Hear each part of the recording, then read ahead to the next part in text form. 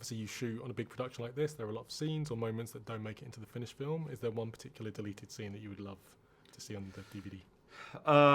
Well, yeah, I think there's a montage to this ELO song "Living Thing," and that happens after they leave the prison before they go to nowhere. And I really miss that montage. There was a great outcry amongst the post-production crew when I cut it from the film, and it was actually me that cut it from the film. But I miss it. It's a good scene. It kind of didn't work right in terms of the beats of the movie.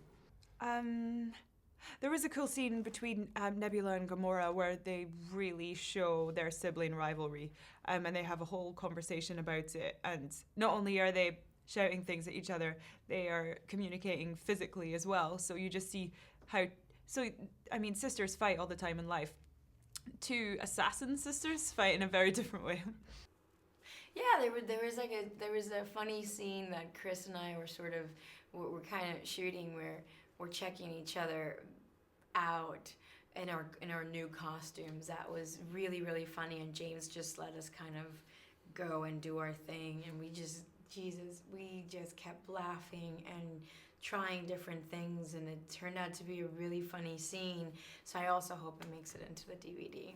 Was there quite a bit of freedom to be allowed to improvise?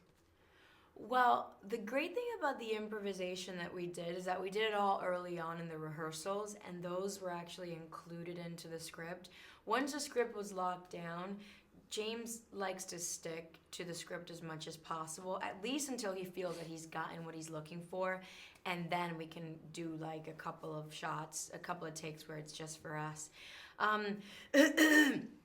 Because the thing that he made us realize, and everybody that does films knows this, is that whatever is written in the script is usually going to be funnier than whatever you're improvising in the moment. Because you're improvising something in the moment because you're tired of repeating the same thing. But this was already sought out, put together, and it made more sense than the joke you're going to make. It's really fresh. There's a couple of jokes in there that I absolutely adored, but they were quite close to the bone, I suppose, in what you would think you could get away with in kind of a Marvel movie. Was there any kind of line or scene that you wrote originally that you basically said it was too weird or it was too... No, I mean, quite honestly, I think I was more the gatekeeper in terms of the language. You know, I knew I was making a movie for families, and there was a time in the movie when I said, I think there's a little bit too much language in the movie, and I went and I pulled it back, and those guys would have let me do more, actually. I didn't originally put the certain blacklight joke in the movie. It wasn't in the first cut. It was something I thought was funny that Chris and I made up on set, and we went in to do like our third test screening, and I'm like, you know what, this joke is funny, so I'm just going to put it in for this one test screening, so at least this one audience will enjoy this joke. And the problem is they liked it so much, it got one of the biggest laughs in the whole movie that I couldn't take it out then. It was stuck in there forever.